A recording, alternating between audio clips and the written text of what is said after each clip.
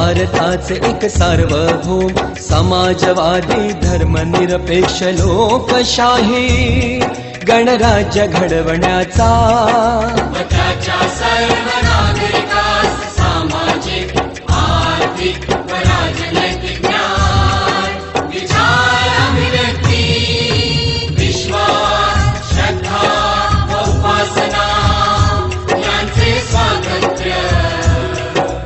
दर्जाची व संधीची समानता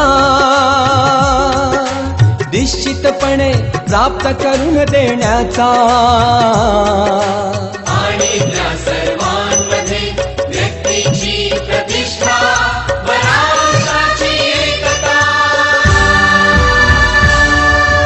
आणि एकात्मता यांचे आश्वासन देणारी बंधुता प्रवर्धित करण्याचा संकल्पपूर्वक निर्धार करून